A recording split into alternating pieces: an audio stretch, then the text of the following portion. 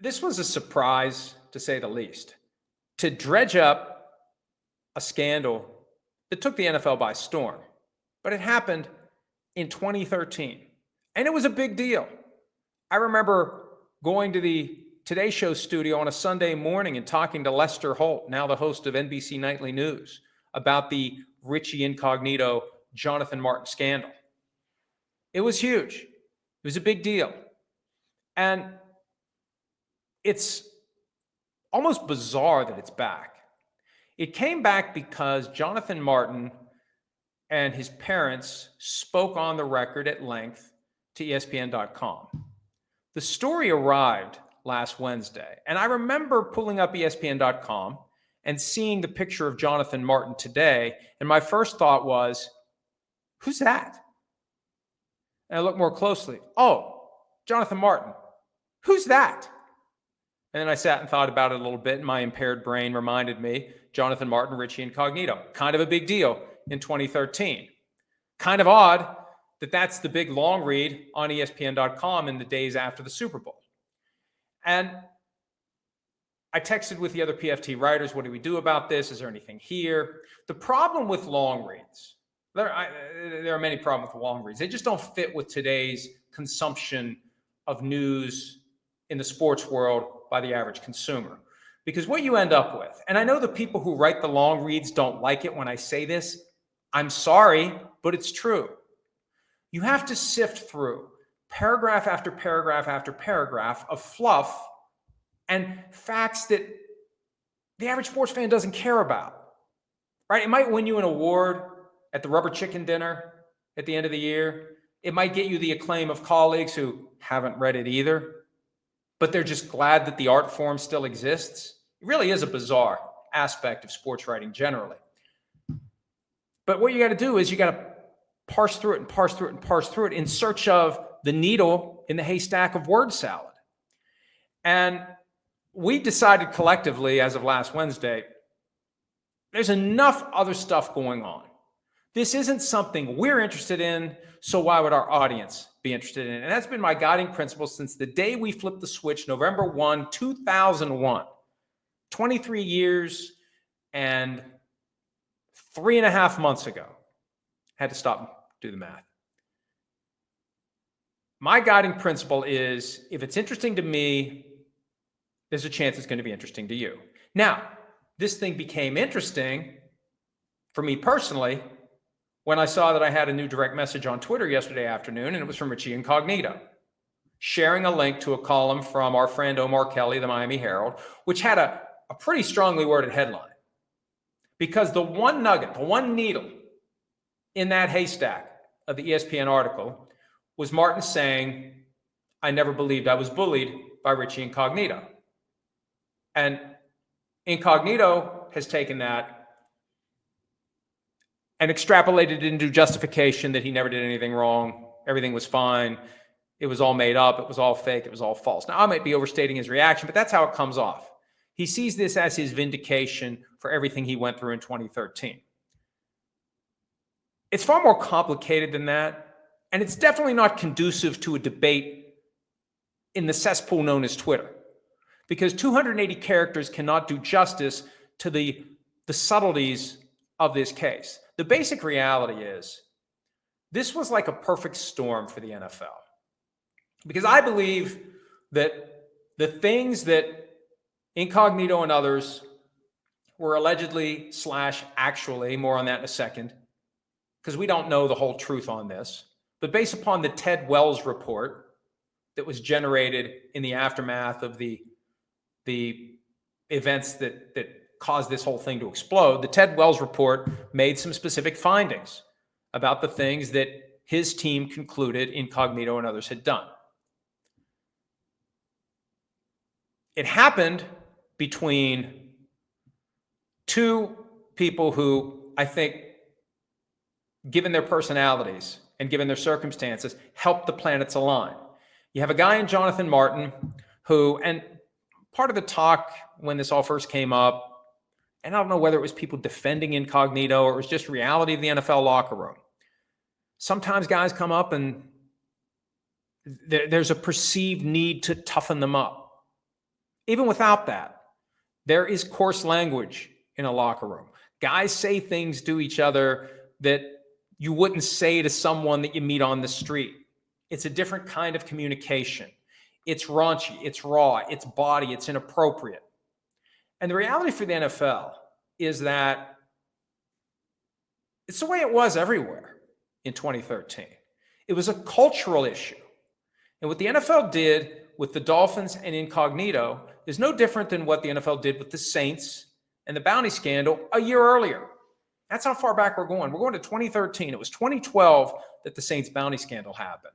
And as former Commissioner Paul Tagliabue found, when Roger Goodell stepped aside from the judge, jury, and executioner role as it relates to the players who were punished for the bounty scandal, when Tagliabue was the one who got the assignment, he explained, to the chagrin of Roger Goodell, that when you have a cultural issue like this, and Tagliabue compared it to the steroid scandal of the 80s, when Pete Rozelle, then the commissioner of the NFL, realized there was a steroids problem throughout the league, the solution wasn't catch one team red-handed, hammer them harder than you've ever hammered anyone, and hope everyone else straightens up and flies right.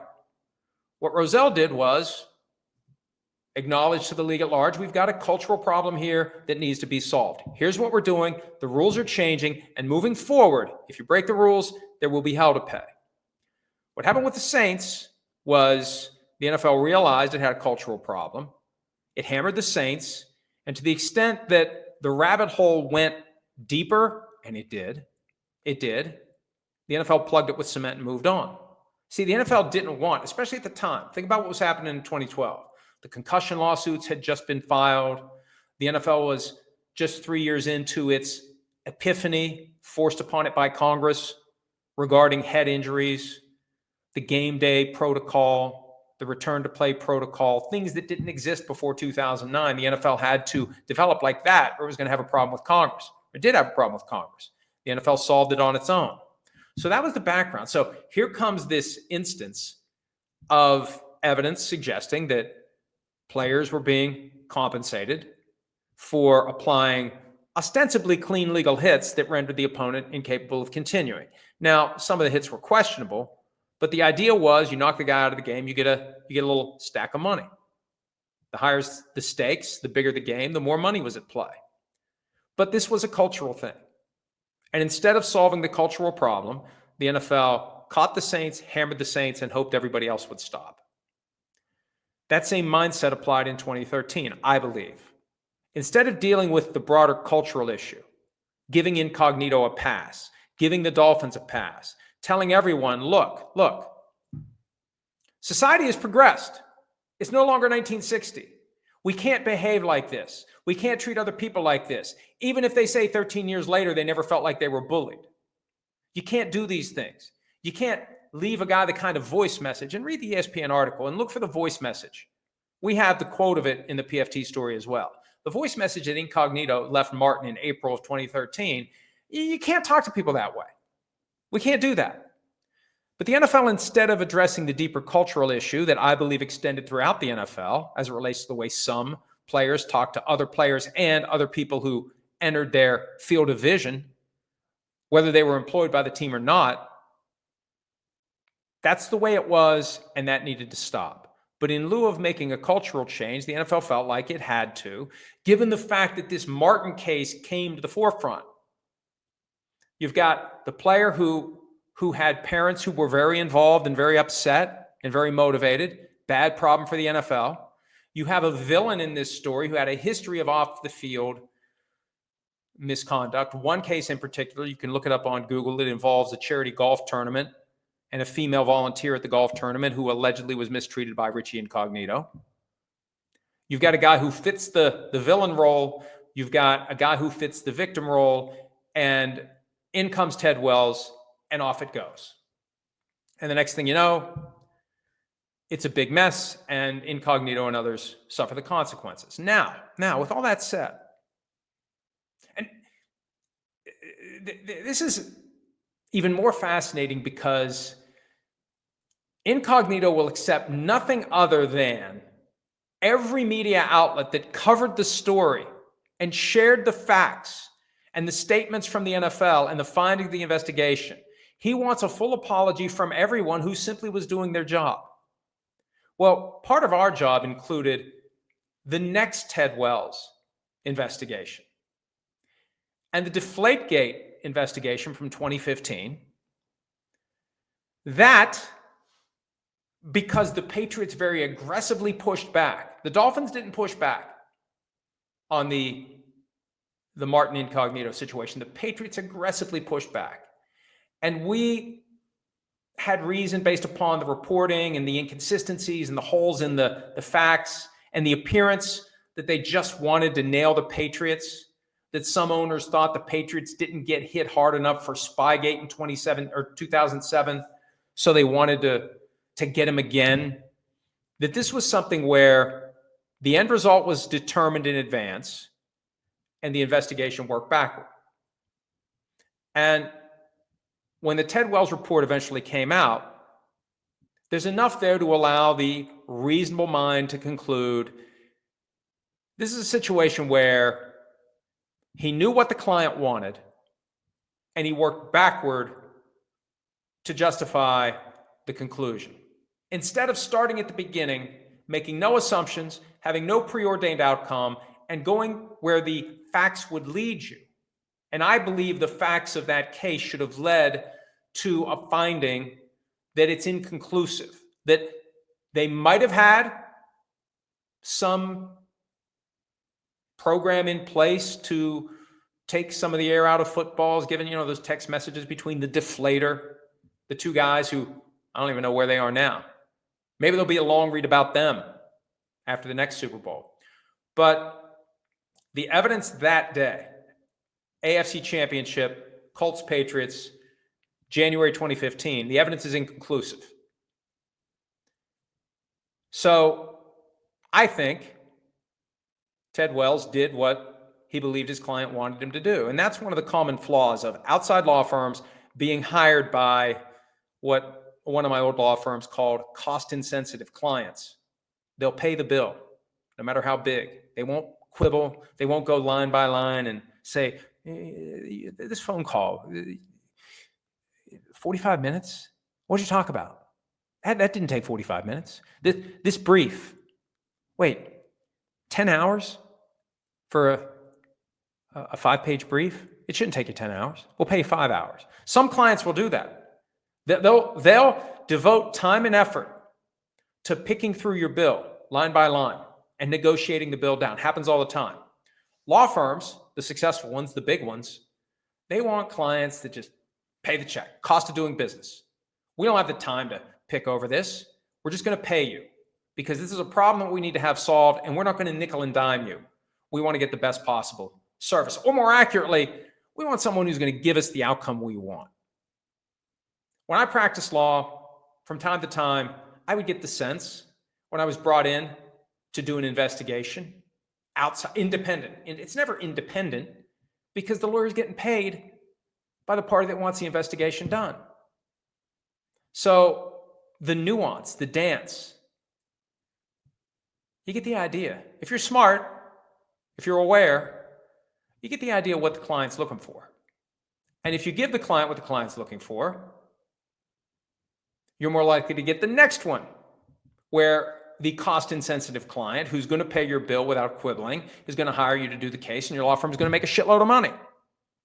Sorry, London, even though we're not on in London today. And what's intriguing about this, how did Ted Wells get the Deflategate assignment? If Ted Wells hadn't given the NFL what it wanted in the Incognito case, Ted Wells probably isn't getting the Deflategate assignment. He's already given us what we wanted once, and now we believe he'll give it to us again. These are just my opinions, Ted Wells. Please don't sue me. These are opinions based upon the reasonable conclusions that could be drawn from the facts and circumstances of the situations. Ted Wells, one could argue, gave the NFL what it wanted in the Incognito case, which gave him the opportunity to give the NFL what it wanted in the Deflategate case. But the Deflategate case ended up being a big enough of a mess. I might have to do some research here. I don't remember Ted Wells showing up again. I remember at some point, Mary Jo White became the default option for the NFL. And if the NFL wasn't getting what it wanted from Mary Jo White, she wouldn't keep getting hired to do these independent investigations, which are not, by any stretch of the imagination, independent. Because the person doing the investigation always has a vested interest in doing more. Because they don't do it for free. They get a lot of money for it. Which brings me back to an item that I found this morning, because when I woke up, it's like, wait a minute. This Ted Wells thing, I feel like there was something. At some point, we said something about Wells and Incognito once the Deflategate dust settled. And we had an item, August 9, 2015. Incognito, speaking to, I think it was Bob Glauber of Newsday. And it was a very reasonable commentary from Richie Incognito. And he had a point. And we said in the article he's got a point. He was complaining about Roger Goodell's power. And one of the things that Incognito complained about is because the league never actually disciplined him, the Dolphins did, there was never a forum. There was never an opportunity. There was never a chance to test the evidence. There was never an appeal of a league-imposed suspension because there was no league-imposed suspension. The Dolphins suspended him. The point I made, August 9, 2015, maybe given what we know about Deflategate, we need to revisit Incognito and Martin. Maybe Incognito's got a point. Maybe some of this stuff was trumped up a little bit. Now, the voice message, which was recorded and kept and played by Martin's father to Anthony Olvieri of ESPN.com, that's undeniable. But maybe there was a shading of the facts. Maybe there was an engineering of the investigation to get to the end result that Ted Wells thought the NFL wanted. And what never was brought up by Wells is what Roselle Tagliabue brought up in his ruling in the Deflategate, in the bounty. I'm getting all my scandals mixed up. Let me try that again. What was never brought up by Wells was the observation made by Tagliabue in the bounty gate case, that when you have a cultural problem that stretches across the entire league, you don't solve it by making a scapegoat out of one team and one person. You take a broader look at anywhere and everywhere this might be happening. You communicate to the teams that the rules are changing, that the expectations are being revised, and that the bar is being raised regarding the way that people deal with each other at work. And then moving forward, if there are violations, there will be significant punishment. That's not what the NFL wanted. And the Bountygate experience tells us that's not how the NFL under Roger Goodell operates. When the NFL recognizes a cultural problem, the last one to do it, the one that brought the cultural problem to the attention of the people who should be aware of the cultural reality of the NFL at any given moment, the thing that put it on their radar screen is the thing that becomes the centerpiece for aggressive discipline, and then you hope everyone else gets the message. So, this is not a simple issue. And the fact that Martin said he never thought he was bullied doesn't change the behavior, especially as it relates to behavior that was directed, according to Ted Wells, to others. It's not an exoneration, but it is, I think, a moment to ask whether or not the Incognito case was handled like the Bounty case, was handled like Deflategate. And in both of those cases, I was one of the only ones saying, this smells bad. And it's unfortunate in hindsight that no one pushed on it. And the problem is Incognito isn't exactly a sympathetic figure, but no one pushed, none of his representatives, none of his lawyers could say the right thing to the right time to the right people to get someone to say, hang on, I smell something here, and it ain't roses. So we'll see where this goes from here. It landed on one of the slowest Sundays of the early offseason. Scouting combines next week. We were a week removed from the Super Bowl, and boom, here this thing comes. The article was hiding in plain sight for 3 days, and no one seemed to notice it. But boom, there it was yesterday. We'll see where it goes moving forward. And I know that there are some incognito bros out there saying he should sue everyone. Let me just finish by pointing out a couple of things. First of all, the statute of limitation has likely expired on any lawsuit he could bring against anyone. And to the extent that you think he should sue all of us in the media, we were just reporting on the statements, the findings, the allegations, etc. And we're entitled to add our opinions to these statements, the findings, the allegations, etc. that others have reached. The Ted Wells report, the content of the Ted Wells report allows fair commentary on the things that Ted Wells concluded Incognito did. But the statute of limitation is gone. The other side of this is very simple. And this is what I would do if I was practicing law and I had a potential client who wanted to sue someone for defamation. The measure of damages in a defamation case is the impact to the person's pre-existing reputation. And we can do a deep dive on the history of Richie Incognito. All I need to do is point to the 2012, and I believe 2012 is the year this happened. The allegation of the inappropriate behavior directed to the female volunteer at the charity golf tournament. Richie Incognito is not going to be your ideal plaintiff in a defamation case, because in order to determine what his pre-existing reputation was before someone lied about it, even if there were lies, this assumes there were lies told. If there were lies told by Ted Wells, by the league, what's the pre-existing reputation? Because we can't determine the damage to the pre-existing reputation without knowing it. Let's just say it would have been a challenge. Let's just say I would have been disinclined to accept the representation of Richie Incognito in a defamation case. So, look, I understand he believes he was mistreated.